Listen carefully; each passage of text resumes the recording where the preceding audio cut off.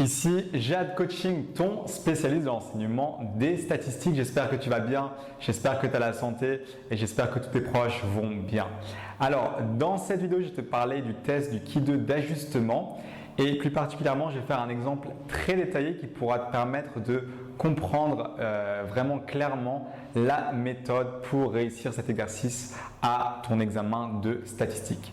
Donc, sans plus tarder, c'est parti, let's go! Alors, l'exemple qu'on va considérer pour le test du Q2 d'ajustement, c'est en fait, j'ai envie d'ouvrir un bar au bord de la mer et je vais ouvrir ce bar-là à un endroit que je connais très bien.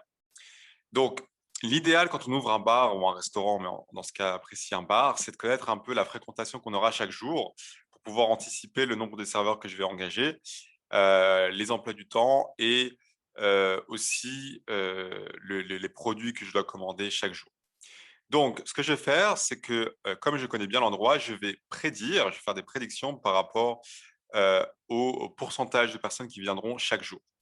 Donc, j'ai par exemple ce que j'ai appelé pourcentage théorique PI, je vais avoir 10% des personnes, 10% des personnes qui viennent sur une semaine qui vont venir le lundi, 10% des personnes sur une semaine qui vont venir le mardi, 15% le mercredi, 20% le jeudi, 30% le vendredi et 15% le samedi. Et ce que je vais faire, c'est que je vais ouvrir mon bar, je vais l'ouvrir pendant une semaine et je vais récolter les valeurs observées, donc le nombre de personnes qui viennent chaque jour. Donc ce que j'appelle NI. Donc j'ai 30 personnes qui viennent le lundi, 14 le mardi, 34 le mercredi, 45 le jeudi, 57 le vendredi et 20 le samedi. Et le but du test, en fait, c'est de voir si les valeurs observées sont en adéquation ou s'ajustent au pourcentage théorique que j'avais en fait prédit initialement. Donc, plus particulièrement, ce qu'on va faire, c'est qu'on va tester au niveau 5% classique, donc alpha qui vaut 5%. Et l'hypothèse nulle, c'est toujours que la loi est vérifiée. Donc, les prédictions du gérant du bar sont correctes. Et l'hypothèse alternative, c'est toujours que la loi n'est pas vérifiée. Donc, euh, les prédictions du gérant du bar ne sont pas correctes ici dans cet exemple-là. Donc voilà, on va se lancer dans l'exemple et on va voir au fur et à mesure comment marche la méthode. Donc allons-y, c'est parti pour la suite. Alors on passe maintenant à la partie statistique un peu plus technique. Donc l'échantillon, la taille de l'échantillon N, c'est égal à 200 clients. Donc si on compte la somme des NI, 30 plus 14 plus 34 plus 45 plus 57 plus 20, ça fait 200 clients. Donc c'est 200 clients qui sont venus sur une semaine que j'ai observée, à la première semaine d'ouverture du bar.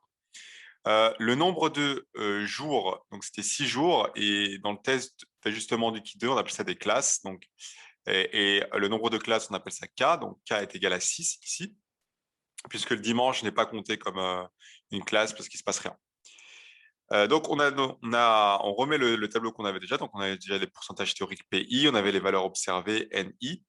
Et maintenant, je vais calculer une nouvelle ligne qui s'appelle les valeurs attendues, qu'on appelle EI. EI, en fait, c'est juste les valeurs qu'on aurait vraiment dû avoir si le pourcentage théorique était vrai, en fait. Donc, si j'avais vraiment eu 10% de mes clients qui seraient venus le lundi, comme j'ai eu 200 personnes sur la semaine, eh ben, 10% de 200, ça va faire 20. Donc, EI, en fait, c'est N fois PI, ce qui est très logique. Donc, pareil, si les pourcentages théoriques étaient juste pour le mardi, 10% de 200, ça va faire 20, 15% de 200, ça va faire 30 pour le mercredi, 20% de 200, ça va faire 40, 30% de 200, ça fait 60 et 15% de 200, ça fait 30. Donc, cette dernière ligne-là, les valeurs attendues, je répète, c'est les valeurs que j'aurais dû avoir si mes pourcentages théoriques étaient vérifiés. Donc, maintenant, on veut comparer en fait les valeurs qu'on a vraiment observées, les NI, aux valeurs qu'on aurait dû avoir, les EI. Et pour ce faire, on va utiliser la statistique de test qu'on va appeler ici grand T, qui est la somme de I allant de 1 à K, donc on somme sur toutes les classes. On fait la différence en fait des valeurs observées moins les valeurs attendues au carré et on divise ça par les valeurs attendues. Et on peut montrer statistiquement, mathématiquement, donc je n'irai pas jusque-là, que cette statistique de test-là suit une loi du Ki2 avec K moins R moins 1 degré de liberté. Alors, K, c'est quoi? K, c'est le nombre de classes, donc ici 6. R, c'est le nombre de paramètres estimés de la loi de distribution testée sous H0. Donc ici, donc c'est un peu une phrase très compliquée, mais c'est juste pour dire que ici, la loi théorique qu'on voulait tester, c'était juste des probabilités qui étaient données, donc des pourcentages ou des probabilités qui étaient données. Et donc, on n'a pas eu besoin d'estimer un paramètre pour cette loi-là. On verra dans d'autres exemples, dans d'autres vidéos, des lois où il y a déjà des paramètres qui sont estimés, donc où R n'est pas 0. Mais ici, R vaut 0, en fait, parce qu'il n'y a pas eu de paramètres estimés dans la loi de distribution. Donc, de toute façon, si tu as un peu de mal à comprendre la valeur de R, quand est-ce que R vaut 0 ou pas, il faudra vraiment faire des exemples pour comprendre. Donc là, on va supposer que c'est 0. Et donc, je me retrouve avec une qui 2 avec 6 moins 0 moins 1 degré de liberté. Donc, ça fait une qui 2 avec 5 degrés de liberté. Alors, ensuite, ce qu'on va faire, c'est qu'on va calculer la statistique de test observée, c'est-à-dire qu'on va remplacer par les valeurs de l'échantillon. Donc, T observé, ça va être la somme de i allant de 1 à k, ni moins ei au carré sur ei. Alors, en considérant l'échantillon, donc, si je développe ça sans utiliser le signe somme, parce que je sais que ça pose souvent des problèmes, le signe somme, donc c'est comme si je vais avoir n1 moins e1 au carré sur E1, plus N2 moins E2 au carré sur E2, plus N3 moins E3 au carré sur E3, etc. jusqu'à N6 moins E6 au carré sur E6. Donc, par exemple, N1, ça va valoir 30. E1, on a calculé avant, ça fait 20. Donc, ça me fait 30 moins 20 au carré sur 20. Après, pareil, ça va me faire 14 moins 20 au carré sur 20, plus 34 moins 30 au carré sur 30, etc. jusqu'à 20 moins 30 au carré sur 30. Donc, si je fais mes calculs, ça me fait pas mal de fractions. Et si je prends ma calculatrice et que je fais le calcul que j'ai fait au préalable de la vidéo, je vais obtenir 11,44. Donc, 11,44, c'est la valeur de la statistique de test observée. Donc, maintenant qu'on a toutes les informations, on va pouvoir passer à la règle de décision. Donc, on va décider si on rejette ou pas H0. Alors, une petite remarque que je tenais à te faire, c'est que dans le cas d'un test du qui 2, alors même si ce n'est pas explicité, c'est toujours un test unilatéral à droite ou un test unilatéral supérieur, si on veut. Donc, si tu te demandes pourquoi est-ce que je prends toujours la zone de rejet à droite ou si toujours la p-valeur ou la p-value, c'est toujours l'air à droite, c'est parce que par défaut, un test du Ki2, c'est un test unilatéral à droite ou supérieur. Donc, ça, les profs ne le disent jamais explicitement. Donc, je tenais à faire la remarque avant de passer à la décision.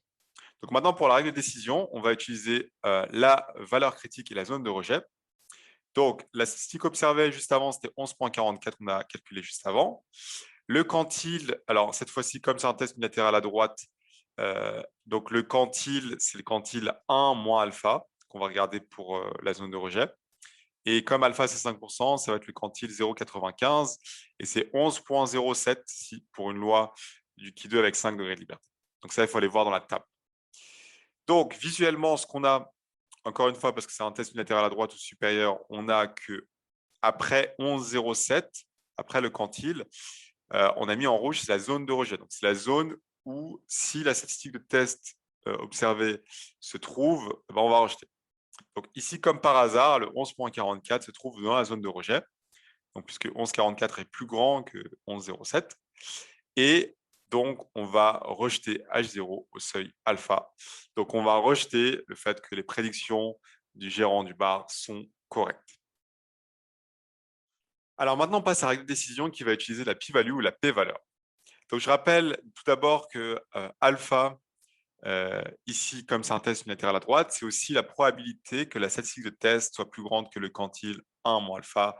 Donc, c'est aussi la probabilité que grand T soit plus grand que 11,07, qui est bien 5%. Et visuellement, alpha, en fait, ce qu'il faut comprendre, c'est que c'est l'aire de la partie en rouge juste là. Alors maintenant, pour calculer la p-value, on va utiliser que le T observé, c'était 11,44. Et la p-value, en fait, comme c'est un test unilatéral à droite, ça va être la probabilité que la statistique de test grand T soit plus grande ou égale à la statistique de test observée avec les données. Donc, la probabilité que grand T soit plus grand ou égal à 11,44, Et donc ça, c'est un calcul. On utilise un logiciel, par exemple Excel. Et pour une loi du qui 2 avec 5 degrés de liberté, cette probabilité-là va être égale à 0,0433.